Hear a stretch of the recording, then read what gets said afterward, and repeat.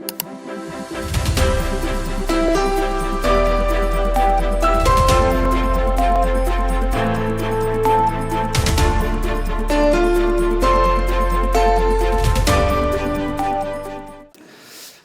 오늘은 혼돈의 시대를 사는 지 7번째로 변화 vs 변질, 변화 대 변질이라는 제목으로 말씀을 좀 나누도록 하겠습니다. 제가 아파서 목소리가 이런 게 아니고요. 제가 워낙 목이 좀 약해서 앞에 찬양 몇 곡 했다고 목이 이렇게 간 것 같습니다.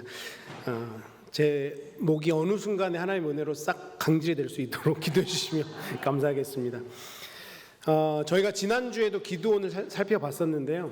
오늘도 기도원을 좀 살펴보려고 합니다. 그런데 지난주에 살펴봤던 그 기도원의 모습과 오늘에 살펴볼 좀 기도원의 모습이 다른 모습이 있고, 그 다른 모습이 또 저희에게 주는 교훈이 있는 것 같아서 이 말씀으로 함께 나누어 보고, 또 하나님께서 우리에게 어떤 교훈을 주시는지 함께 살펴보셨으면 좋겠습니다.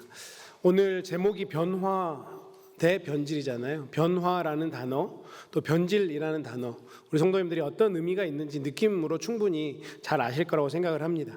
변화라는 단어를 사전적 의미를 좀 찾아봤더니 어떤 사람이 성장하고 성숙해서 달라지는, 그럴 때 변화라는 것을 쓰고요. 또 어떤 것이 시간이나 환경, 조건에 따라서 다르게 바뀌는 건데 주로 긍정적인 의미로 성장하고 발전하고 또 이렇게 자연스러운 그런 과정을 겪게 될 때 변화라는 단어를 쓰고, 반대로 변질이라는 단어는 원래 가지고 있던 그 성질이나 가치가 나쁘게 바뀌는 것, 그래서 부정적으로 쓰이는 단어가 변질이라고 사전이 그렇게 정의하고 있습니다. 그래서 부패하거나 타락하거나 왜곡하는 그런 일들이 있을 때 변질이라는 단어를 쓰게 되죠. 오늘 방금 말씀드린 것처럼 사사기 7장에 나오는, 6장과 7장에 나오는 그 사사 기드온의 모습과 또 8장에 나오는 기드온의 모습이 한번 천천히 읽어보시면 굉장히 같은 인물인데 다른 모습으로 좀 비춰지고 있습니다. 특별히 오늘 본문 8장에 나오는 기드온의 모습은 인물의 변화라기보다는 변질에 가까운 모습으로 우리에게 비춰지고 있는데, 잘 생각해 보면 기드온이 7장에서 하나님께 부름받고 쓰임받으면서 얼마나 큰 영광을 올려드렸습니까? 그럼에도 불구하고 8장에서 그렇게 하나님께 붙들렸고 하나님께 쓰임받은 인생도 이렇게 변질될 수 있구나라는 것을 보게 될 수 있습니다. 오늘 그 모습을 통해서 하나님께서 우리에게 어떤 교훈을 주실지 함께 나눠 보도록 하겠습니다. 먼저 우리가 기드온이 등장하는 원래 6장과 7장의 모습을 보면 기드온의 모습이 8장에서 나오는 그런 모습은 아니었구나라는 것을 알 수 있습니다. 원래 기드온이 굉장히 겸손했던 그런 사람의 모습을 보여주고 있는 장면이 있는데, 사사기 6장 15절 말씀해 보니까 하나님께 기드온이 부름을 받았을 때 스스로 어떻게 대답을 했냐면요, 그러나 기드온이 그에게 대답하되 오 주여, 내가 무엇으로 이스라엘을 구원하리이까? 보소서, 나의 집은 므낫세 중에 극히 약하고 나는 내 아버지 집에서 가장 작은 자니이다 라고 말씀을 합니다. 기드온이 사실은 좀 소심하기도 하고 용기가 없는 사람이기도 한 것이 사실입니다. 하지만 그런 자신의 모습, 아무것도 능력이 없는 그런 모습을 스스로 잘 알고 있었기에 기드온의 모습 속에 겸손한 모습을 볼 수 있었던 거죠. 그렇게 겸손했던 그 기드온이, 때로는 소심해 보이고 용기가 없었던 그 기드온이 하나님 손에 붙들려서 미디안과의 전쟁에서 큰 승리를 얻게 된 것을 우리가 지난주에 함께 말씀 나누지 않았습니까? 다시 한번 제가 말씀을 해드리면, 사사기 7장에서는 이스라엘 백성 300명, 하나님께서 고르고 고른 그 300명이 미디안 연합군 13만 5천 명과 말이 안 되는 전쟁을 하게 됩니다. 그리고 하나님께서 그냥 거의 거저 승리를 주시게 되었죠. 7장 22절 말씀인데요, 제가 봉독해드리면 300명이 나팔을 불 때에 여호와께서 그 온 진영에서 친구끼리 칼로 치게 하심으로 적군이 도망하여 스레라의 베시다에 이르고 또 답밭에 가까운 아벨 무홀라 경계에 이르렀으며 라고 말씀하고 있습니다. 300명이 뭘 했다고요? 300명이 나팔을 불었어요. 전쟁을 해야 되는데 그냥 나팔을 불었더니 어떤 일이 일어났습니까?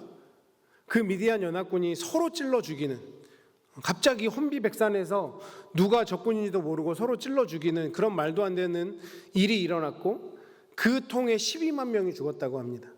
13만 5천 명 중에 12만 명이 죽었어요. 그리고 이제는 혼비백산 그냥 도망가는 그런 일이 벌어지고 만 것이죠. 그런데 이때 이런 전쟁을 할 때 그 미디안의 왕이었던 세바와 살문나라고 하는 그 두 왕도 겨우겨우 목숨을 부지하고 도망을 가게 되었습니다. 하나님께서 이스라엘 백성에게 대승을 거두게 하셨던 거죠. 뭘로요? 나팔 부는 그 일로.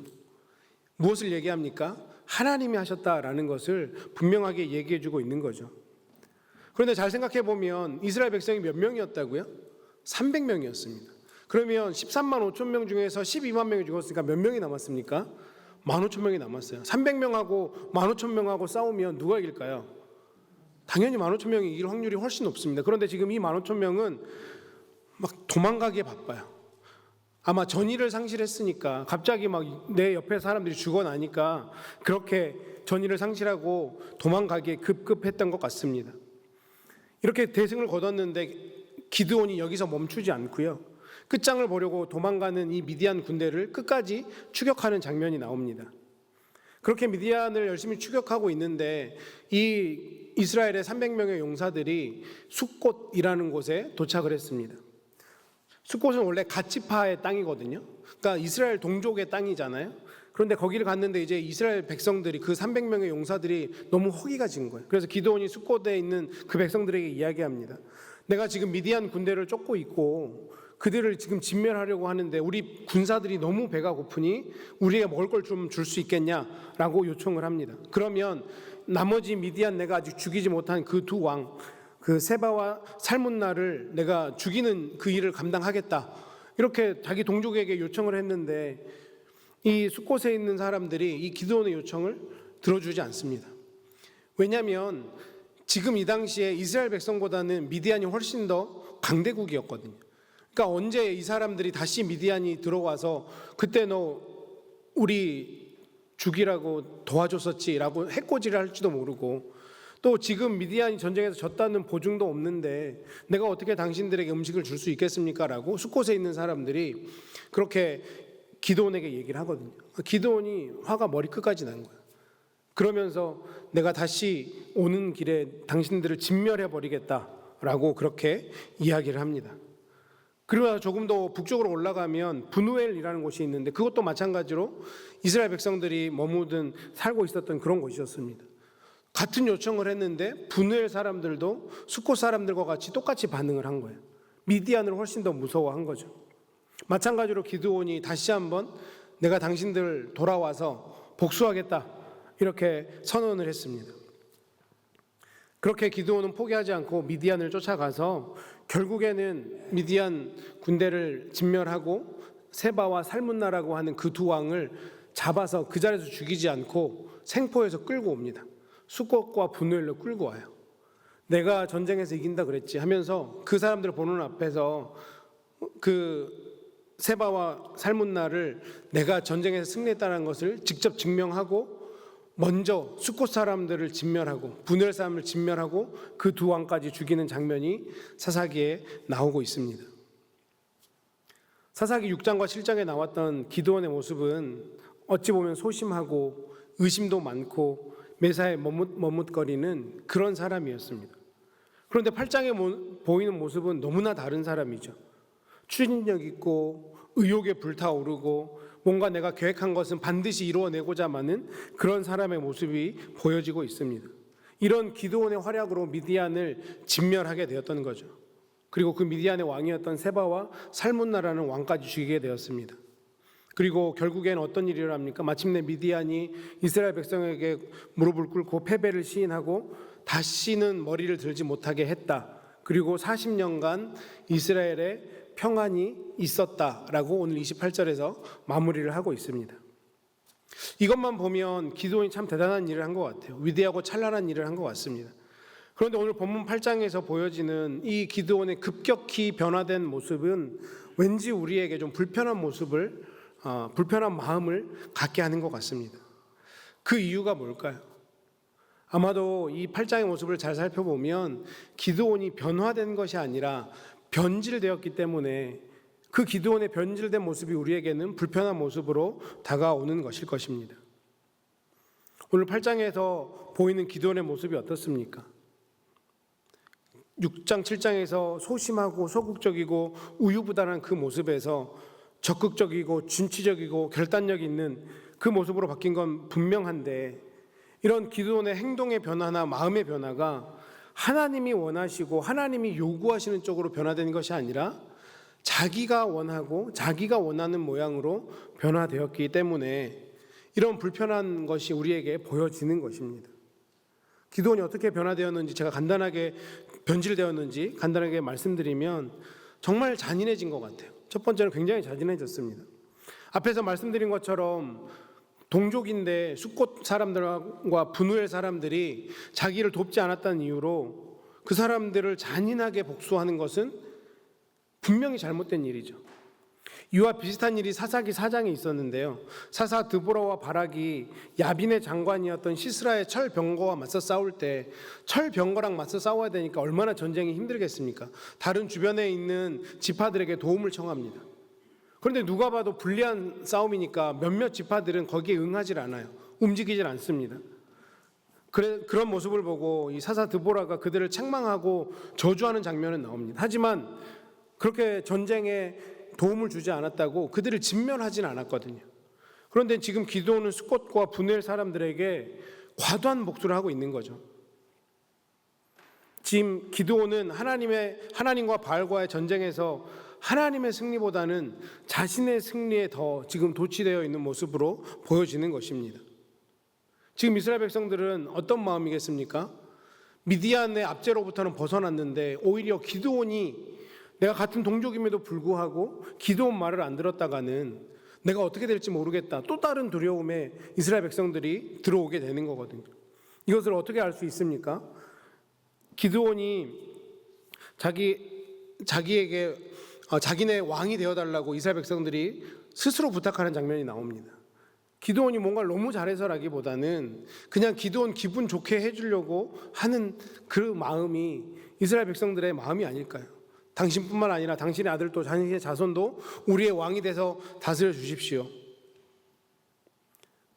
이전과는 완전히 잔인해진 기드온의 모습을 볼 수 있고요.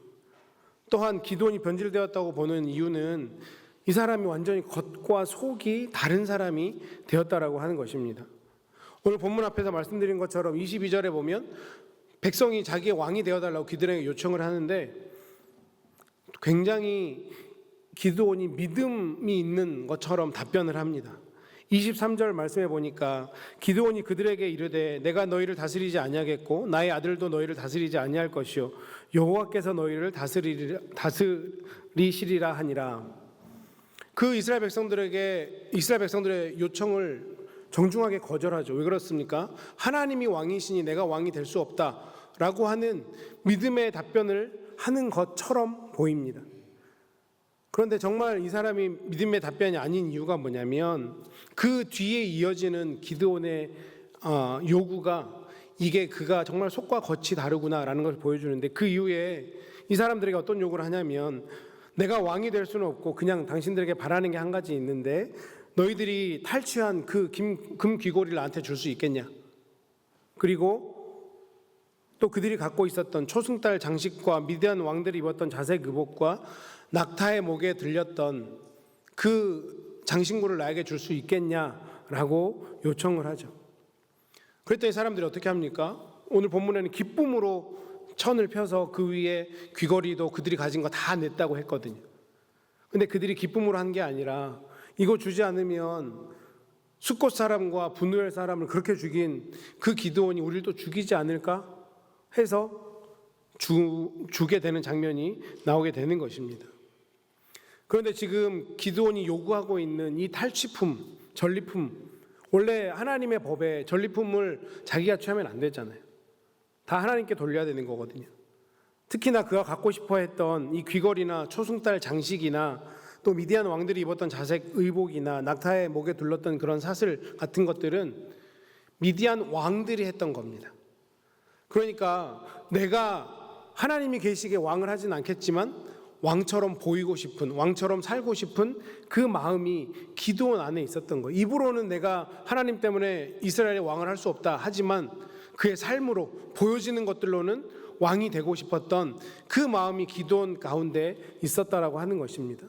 또 어디에서 이것을 알 수가 있냐면 성경을 읽다 보면 기드온이 굉장히 많은 와이프와 굉장히 많은 자녀들이 있다고 얘기를 하는데 이것 또한 이 당시의 왕들의 풍속이거든요. 그 정도로 많은 아내와 그 정도로 많은 자녀를 두는 것은 왕이나 하던 일이었습니다. 기드온이 입으로는 하나님이 왕이시다고 얘기를 하면서 스스로 그 삶에서 자기가 왕이 되어 살아가고 싶은 그 마음, 그리고 그것을 살고 있는 그것이 오늘 보여지고 있는 것이죠.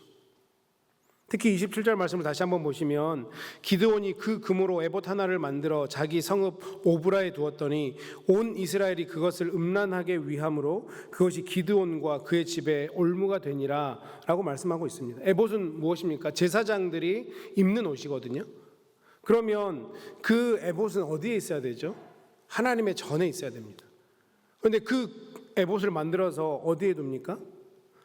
자기 성읍 오브라에 두었다고 얘기를 하고 있어요. 그 에봇을 보면서 기드온이 어떤 생각을 했을까요? 아, 나는 대단해. 아, 내가 이 전쟁에서 어마어마하게 승리해서 그 전쟁에서 탈취한 그 금으로 이런 이전 사람들이 갖지 못했던 너무 화려한 에봇을 만들었잖아. 그걸 보면서 스스로 자기를 그렇게 흡족하게 생각하지 않았을까요? 하나님의 도우심에 대해서, 하나님의 영광에 대해서 이제 더 이상 기드온 인생에서 찾아볼 수 없게 되는 것입니다. 그 전쟁의 공이 하나님에게 돌아가야 되는데 자기에게 돌아온 거죠. 그 전쟁이 어떻게 해서 이긴 전쟁이라고요? 300명이 그냥 나팔을 불었더니 이겼던 전쟁이에요. 누가 봐도 하나님이 하신 전쟁이고 이스라엘 백성들의 능력은 하나도 들어가지 않았습니다. 그런데 지금 기드온은 주객이 전도되어 버린 거죠. 자기가 왕이 된 겁니다. 자기가 높아지고 있는 거예요. 이것이 기드온이 변질되었다라고 할 수 있는 이유라고 할 수 있습니다. 지난주에 저희가 사사기 7장 말씀을 봤고요. 오늘 8장 말씀을 보는데 사사기 7장에는 한번 오늘 예배 이후에 집에 가셔서 보시면 기드온이 하는 모든 일에 여호와 하나님께서 개입하셨음을 반복적으로 기록하고 있어요. 기드온이 했는데 하나님이 하셨다라고 7장에서는 계속해서 기록하고 있는데 7장에서 여호와께서라는 표현이 7번 나오고요. 여호와 하나님께서 직접 기드온에게 말씀하시는 내용은 8절에 걸쳐서 계속해서 나오고 있습니다. 비록 7장에 나오는 기드온은 비록 조금 소심하고 소극적인 사람이었지만 하나님을 인정하고 하나님의 일하심을 기대하고 그 하나님의 일하심에 쓰임받았던 사람입니다. 그런데 8장을 잘 읽어보시면 그 어느 곳에서도 하나님이 기드온을 위해서 일하시고 하나님이 말씀하셨다라는 것은 기록되어 있지 않습니다. 다만 하나님의 이름이 나올 때는 언제냐면 기드온이 숫곳과 분엘 사람들을 향해 복수의 칼날을 갈면서 내가 하나님의 이름을 두고 맹세하겠다라고 할 때만 하나님의 이름이 나와요. 그런데 이 복수는 하나님이 허락한 복수도 아니고요. 하나님께서 도와주신 복수도 아닙니다. 오히려 하나님의 이름을 망령되이 일컫는 죄를 기드온이 지금 범하고 있는 거죠. 결국 변화와 변질의 차이는 그 중심에 하나님이 계시는가, 내가 있는가, 이게 변화와 변질의 가장 중요한 차이라고 할 수 있는 것입니다. 하나님께 돌아가야 될 영광을, 하나님이 받아야 될 영광을 중간에 내가 가로채는 거죠. 하나님께 가야 될 전리품을 기드온이 자기가 그냥 가로챈 겁니다. 금으로 에봇을 만들어서 오히려 우상을 섬기게 하는 그런 일들을 기드온은 감당했던 것입니다. 지난 주일에 제가 설교 첫 부분에 기드온의 별명을 말씀드렸습니다. 사사기 7장에서는 기드온의 별명을 여룻바알이다, 바알 신과 싸워서 이겼다라고 하는 별명을 붙였다고 말씀했는데요. 8장에서는 여룻바알이라는 기드온이라는 표현이 나오지 않고 8장에 보면 요아스의 아들 기드온이라고 다르게 표현합니다. 요아스는 누굽니까? 자기 아버지 이름이거든요. 원래 기드온은 우상을 섬기던 그런 우상 숭배자의 아들이었다라는 것을 보여주고 있는 거죠. 여룻바알이라 불리던 기드온이 다시 요아스의 아들 기드온이 되어버린 겁니다. 변화가 아니라 변질됐다라고 성경은 분명하게 말씀해주고 있는 거죠. 기드온이 변화되었을 때는 어떤 일이 일어났습니까? 300명의 군사로 13만 5천 명을 이기는 놀라운 일을 경험했었습니다. 그런데 기드온이 초심을 지키지 못하고 변질되었을 때 어떻게 됐습니까? 오히려 하나님으로 인도해야 될 그 이스라엘 백성들에게 우상 숭배를 조장하고 하나님을 잊어버리게 만들고 자신도 잊혀진 존재가 되고 말았다고 하는 것입니다. 결국 변화라고 하는 것은 말씀에 순종해서 나를 깎고 나를 다듬고 나를 성장시키는 일이 변화라면, 변질은 내 욕망을 포장해서 하나님의 이름을 빌려 쓰는 것입니다. 그냥 내가 더 높아지고 더 드러나는 그 마음이 변질이라고 하는 것이죠. 하나님에게로 가야 될 영광이 나에게 있을 때 그것이 변질이라고 할 수 있습니다. 오늘 기도원의 모습을 보면서 나는 변화된 사람인가? 혹시 나는 신앙의 연수가 점점 더 늘어나면서 혹시 내 신앙은 변질되고 있지 않는가? 우리는 반드시 점검해 봐야 될 것입니다. 예전에는 기도와 예배가 정말 은혜로 감사로 그렇게 드렸었는데, 혹시 지금 내가 드리는 예배가, 내가 드리는 기도가 그냥 형식적인 예배는 아닌지, 내가 예전에는 하나님께 받은 그 사랑과 은혜가 너무 감사해서 내 주변에 있는 누구라도 사랑으로 섬기는 그런 사람이었는데, 지금은 누군가에게 그냥 인정받기 원해서 그렇게 누군가를 섬기는 모습을 하고 있는 건 아닌지, 우리의 모습을 오늘 말씀을 빗대 한번 잘 살펴보셨으면 좋겠습니다. 나는 지금 변화를 추구하고 있는 사람입니까? 변질되고 있는 사람입니까? 아마 우리 중 단 한 분도 변질되고 싶은 사람은 없을 것입니다. 누구나 다 변화를 꿈꾸고 그 변화, 예수 그리스도를 닮아가는 그 성화의 단계를 우리가 가기를 원하지 않습니까? 그런데 오늘 본문이 우리에게 분명히 말씀해주고 있는 것은, 자칫 잘못하면, 그렇게 놀랍도록 하나님의 쓰임받은 기드온도 자칫 잘못하니까 이렇게 변질될 수 있다는 것을 우리에게 분명하게 말씀해주고 있습니다. 우리의 인생과 우리의 신앙이 변질되지 않기 위해서 그러면 우리가 어떤 삶의 태도가 필요한 것인가? 너무나 당연한 것이지만 첫 번째는 말씀 앞에 우리를 늘 비추어 볼 수 있어야 됩니다. 내가 변화하고 있는지 변질되고 있는지 그것을 기준 삼아 줄 수 있는 것은 하나님의 말씀밖에 없습니다. 오늘 우리 성도님들 예배하러 오시면서 집에서 마지막 나오기 전에 거울 보고 나오셨죠? 혹시 내가 옷은 단정하게 잘 입었는지, 뭔가 얼굴에 다른 거 묻은 건 없는지. 저도 거울 보고 나왔거든요. 어떻게 보이실지 모르겠지만 거울 보고 나온 게 이렇습니다. 네, 넥타이는 잘 맺어 있는지, 혹시 얼굴에 뭔가 묻진 않았는지, 단정한지. 감사합니다. 네, 우리가 그렇게 매일매일 거울을 보잖아요. 혹시 내가 뭔가 단정하지 못한 모습 때문에 누군가에게 손가락질을 받거나 웃기게 하는 그런 일이 생길까 봐. 우리의 영혼은요, 우리의 육신도 그렇게 매일매일 점검하는데 우리의 영혼은 어떻게 점검하시겠습니까? 우리의 영혼을 점검할 수 있는 가장 건강하고 가장 올바른 방법은 말씀으로 점검하는 것입니다. 그래서 매일 아침에 우리가 주님의 말씀 앞에 나가야 되는 거고요. 힘들지만 함께 새벽 예배를 하면서 주님의 말씀으로, 기도로 우리의 영혼의 모습을 점검해 보셔야 되는 것입니다. 때때로 있어지는 그런 성경 공부들로 내가 올바르게 가고 있는지, 혹시나 하나님 가라하시는 그 길에서 좌로나 우로나 치우치고 있지는 않은지 말씀으로 점검해 보셔야 된다는 거예요. 두 번째로, 혹시나 내 삶 가운데 은혜의 시간, 세상적인 표현으로 하면 어떤 성공의 시간이 찾아왔을 때 그때를 더 조심하고 경계하셔야 됩니다. 우리 삶 가운데 은혜가 넘칠 때 더 조심하셔야 돼요. 왜냐하면 때로는 우리가 맛보는 그 승리가 유혹의 문이 될 수 있습니다. 하나님께서 기드온에게 놀라운 승리를 허락하셨더니 여지없이 기드온이 유혹에 빠져버리지 않았습니까? 그렇게 소심했지만 그래도 나름 겸손했던 기드온이 승리를 맛보면서 찾아온 유혹을 이겨내지를 못했습니다. 결국 그의 인생은 변질되고 말았던 거죠. 그런데 이것이 기드온만 있는 것이 아니라 우리에게도 일어날 수 있는 일이라는 것을 반드시 기억하셔야 됩니다. 그러기 위해서 우리가 초심을 잃지 않도록, 내가 하나님 만났을 때 그날의 감격과 그 구원의 감사가 잊혀지지 않도록 하나님 앞에 기도하셔야 됩니다. 목사인 제가 제 자신을 위해서 가장 열심히 하는 기도 중에 하나입니다. 하나님, 제 믿음 없어지지 않게 해주세요.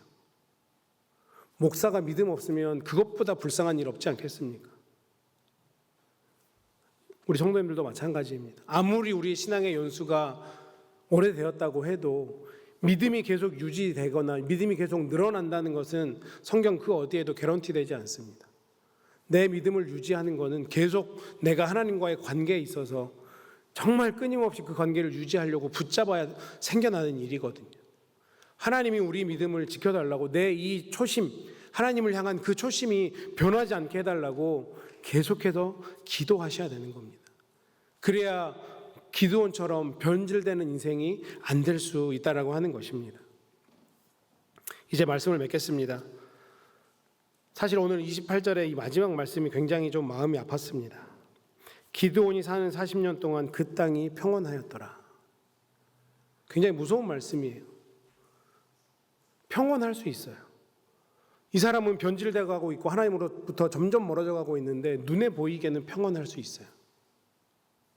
성경이 오늘 우리에게 마지막으로 주는 교훈이 그거 같거든요.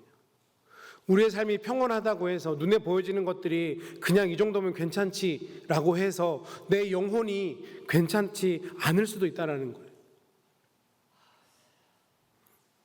겉보기엔 그냥 믿음의 사람이고 사사처럼 보였던 기드온, 하나님이 왕이니 내가 왕이 될 수 없다, 당신들을 다스릴 수 없다, 입술로는 그렇게 고백했지만 그의 삶의 모습이 전혀 그렇지 않았던 이 기드온, 그 속에서는 썩어가고 있었던 거죠. 하나님이 원하지 않는 모습으로 살아가고 있었던 것입니다. 죄송하지만 우리도 그렇게 될 수 있습니다. 겉모습만 봐서는 아무도 모르지 않습니까? 그런데 오직 우리의 중심을 보시는 하나님은 그것을 알고 계십니다. 그러기에 우리가 하나님 앞에서 늘 바로 서 있어야 되는 거예요. 말씀으로 점검하고 기도로 하나님을 의지하셔야 됩니다. 하나님, 내가 기드온과 같은 그런 변질된 인생이 되지 않게 해주십시오. 하나님 앞에 서는 그날 정말 네가 그리스도를 닮아가는 그 성화의 삶을 잘 살아왔다, 변화의 삶을 잘 살아왔다, 수고했다 내 아들아, 수고했다 내 딸아, 그런 칭찬을 드려야 되지 않겠습니까? 오늘도 우리가 변질된 신앙이 되지 않기 위해서 말씀으로 순간순간마다 늘 자신을 비추어 보시고 또 그 우리의 신앙의 초심을 잃지 않기 위해서 늘 주님께 붙들고 또 주님께 기도하는 저와 여러분 되셔서 이번 한 주간도 변화하는 인생으로 하나님께 영광 올려드리는 저와 여러분 되시기를 주님의 이름으로 축원합니다.